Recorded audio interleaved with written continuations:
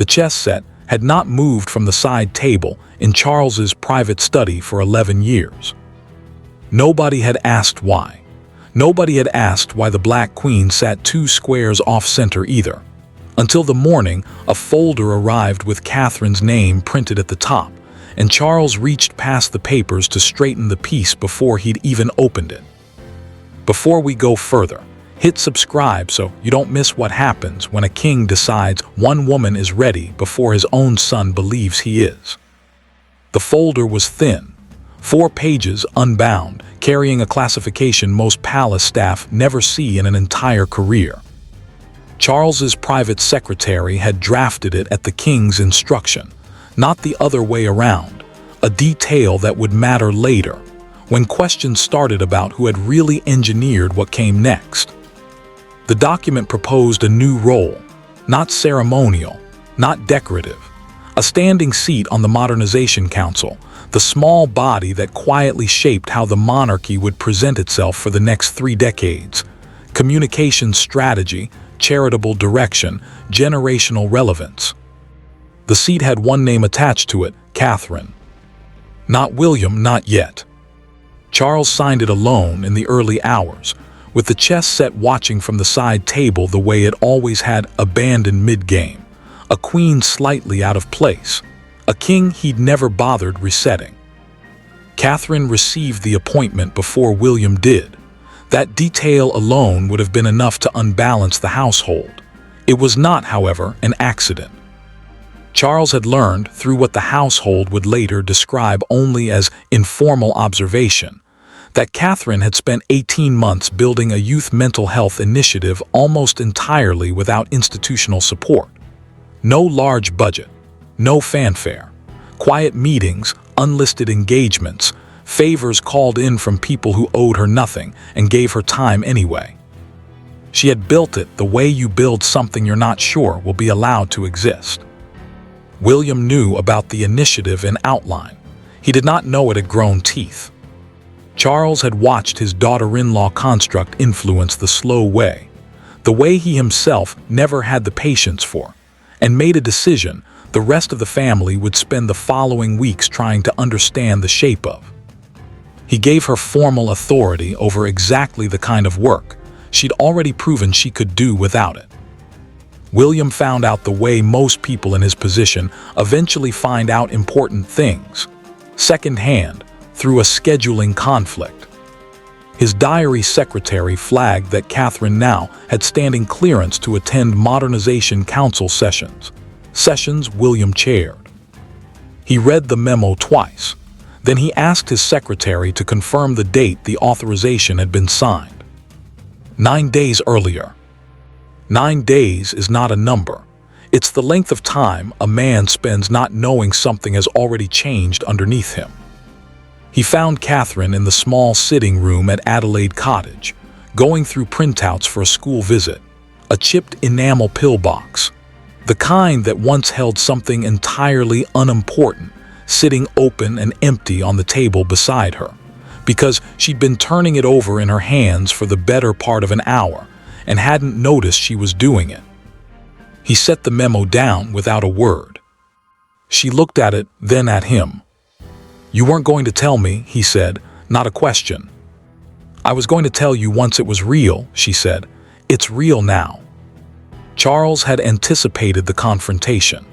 What he had not anticipated was that it would reach him within the hour, and that William would not raise his voice once during the entire exchange, which, Charles would later admit through a documented household account, frightened him considerably more than shouting would have. William asked one question, and asked it plainly. Had his father built a second center of authority inside his own marriage, without asking either of them whether they wanted it there? Charles said he had asked Catherine. He had not asked William. The prince absorbed that. He did not sit down. He stood by the study window with his hands loose at his sides, the posture of a man deciding whether stillness was restraint or the beginning of something worse. He said his father had spent 30 years teaching him that the monarchy survived through unity of command, one voice, one direction, no competing courts. He'd learned the lesson. He'd built his entire approach to the crown around it. And now his own father had quietly installed a second voice inside his own household, without telling him, because apparently the lesson had an exception whenever it suited the king to make one. Charles didn't argue the fairness of that. He said instead that Catherine had already been doing the work. He had simply stopped pretending she wasn't. William's jaw tightened.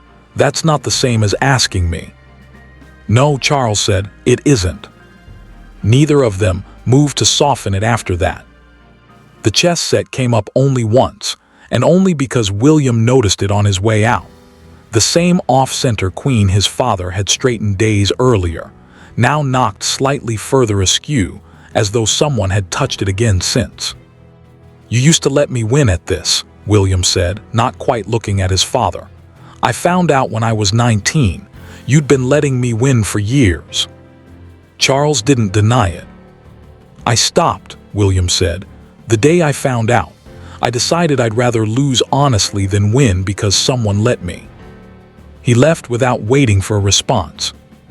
Charles sat with the board a long time after the door closed. He did not touch the queen. Catherine's first council session took place 4 days later, in a room she had walked past 100 times without ever being asked inside. 8 advisors, 2 private secretaries. William, at the head of the table, who did not look up when she entered and did not look away once she sat down, a specific kind of attention that manages to communicate exactly nothing. She had prepared for resistance from the advisors.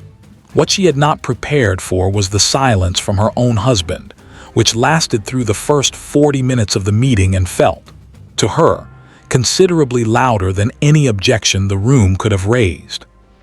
When she finally spoke, presenting the Youth Initiative's expansion plan, numbers she'd built without anyone's help, William listened with the flat courtesy of a man reviewing a stranger's proposal.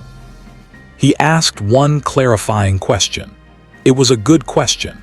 It was also the kind of question you ask when you want the room to know you're paying professional attention rather than personal attention, and everyone at that table understood the difference immediately.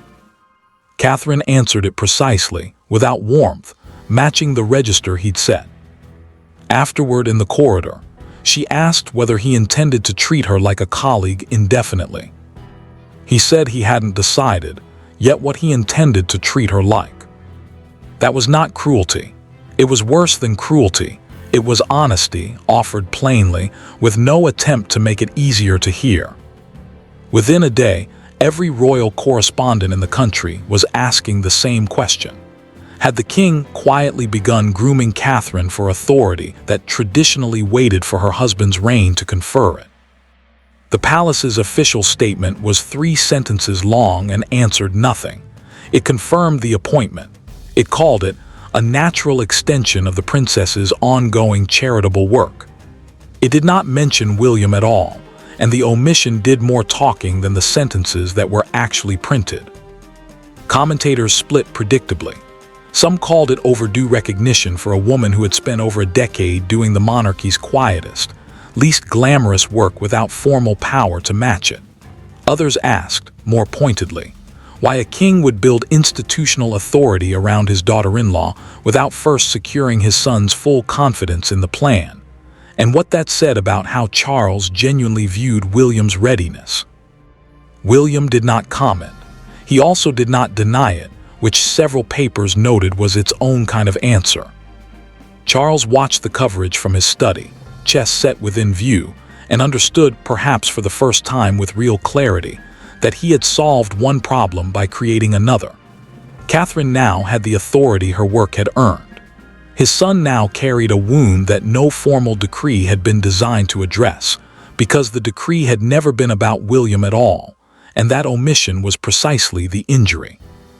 He considered, briefly, issuing a clarifying statement affirming William's central role. His private secretary drafted one. Charles read it twice and did not sign it. He told the secretary, through a documented account later cited only as the king's reasoning, that a clarification issued under pressure would look exactly like what it was, a retreat.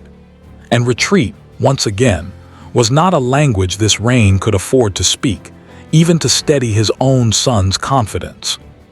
The decree would stand unclarified. William would have to metabolize it without the comfort of a public correction. Catherine and William did not have a garden conversation.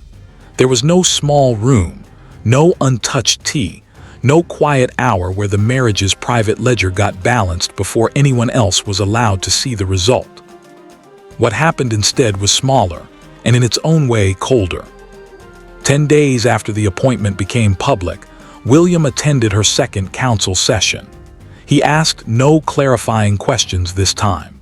He simply listened, took 2 lines of notes, and afterward in the corridor, told her the numbers on the youth initiative were strong enough that he'd support requesting additional council funding for it next quarter.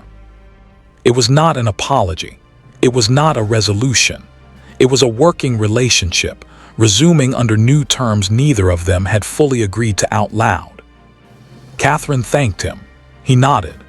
Neither reached for the other's hand, which was, for 2 people who had rarely needed to perform affection to feel it, its own kind of statement. That evening at Adelaide Cottage, the chipped enamel pillbox sat back on the side table where it usually lived, not turned over anymore, just sitting, the way ordinary objects sit when the crisis attached to them has quietly moved elsewhere. Neither of them mentioned the chess set Charles kept in his study, or the queen that had never been put back where it belonged. Buckingham Palace never issued the clarifying statement William's team had once drafted. The Modernization Council continued its work, Catherine's name now a permanent line in its official minutes, her youth initiative absorbed into the monarchy's formal charitable architecture by the following spring. William's public role did not shrink. If anything, commentators eventually agreed the marriage now projected something the monarchy had rarely managed convincingly before: 2 distinct, independently credible sources of authority operating under one roof, rather than one principle and one supporting act. But inside the family, something had shifted in a way no statement could smooth over. Charles had made a decision about his son's marriage without asking his son. William had absorbed it the way he absorbed most difficult things, by working alongside it rather than against it, which is not the same as forgiving it, and everyone who knew him well enough understood the difference. Charles, for his part, never explained his reasoning publicly, and rarely referenced it privately. When asked once, through a recorded household account, whether he regretted the way the appointment had been handled, he said only that a monarchy which waited for perfect timing would never move at all. He did not say whether he meant the monarchy or his son. The chess set stayed exactly where it was. The queen, still slightly off-center, still unreset, a small, deliberate thing nobody in that family seemed quite ready to put back in its place. Thanks for watching. If this one hit different, hit subscribe and we'll see you in the next.